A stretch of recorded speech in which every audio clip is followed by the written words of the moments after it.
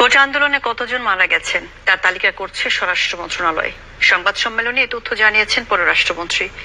দাবি করেছেন আন্তর্জাতিক গণমাধ্যমে নিহতের যে সংখ্যা প্রকাশ করেছে তা সঠিক নয়। মন্ত্রী আরো জানিয়েছেন, চলমান সংকটে বিদেশিদের হস্তক্ষেপ চেয়ে ডক্টর ইউনূসের লেখা রাষ্ট্রদ্রোহিতার শামিল। গেল কয়েকদিনের পরিস্থিতি নিয়ে সরকারের অবস্থান তুলে ধরতে বিদেশি মিশনগুলোকে ব্রিফ করেছে পররাষ্ট্র মন্ত্রণালয়। সেই ধারাবাহিকতায় এবার বিদেশি রাষ্ট্রদূতদের পড়ে যাওয়া স্থাপনা ও ধ্বংসস্তূপ নিয়ে যাওয়া হবে।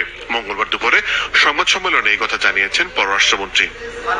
আগামীকাল আমরা ডিপ্লোম্যাটদের পরশু দিনেই তাদের কাছে ঘোষণা করেছিলাম যে আমরা যে সমস্ত স্থাপনা ধ্বংস করা হয়েছে, জ্বালিয়ে দেওয়া হয়েছে, সেখানে তাদেরকে আমরা প্রয়োজনে নিয়ে যাব। এক প্রশ্নের জবাবে পররাষ্ট্রমন্ত্রী জানান, কোটা আন্দোলন ঘিরে সংঘর্ষ সংঘাতে নিহতের সংখ্যা নিয়ে আন্তর্জাতিক গণমাধ্যমের খবর সঠিক নয়।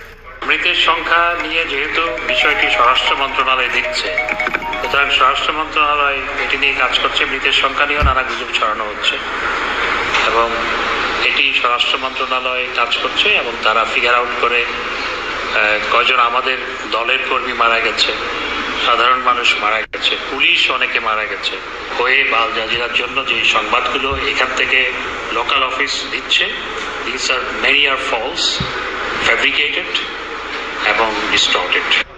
সংবাদ সম্মেলনে মন্ত্রী বলেন, বাংলাদেশের চলমান সংকটে বিদেশিদের হস্তক্ষেপ চেয়ে ডক্টর ইউনূসের লেখা রাষ্ট্রদ্রোহিতার শামিল। বিশ্বনেতাদের এ ব্যাপারে আপনার উদ্যোগী হওয়ার আহ্বান জানিয়েছে, অর্থাৎ আমাদের দেশের আভ্যন্তরীণ ইস্যুতে বিদেশিদেরকে তিনি আহ্বান জানিয়েছেন হস্তক্ষেপ করার জন্য। এটি রাষ্ট্রবিরোধী। মোর্শেদ হাসিব, চ্যানেল 24, ঢাকা।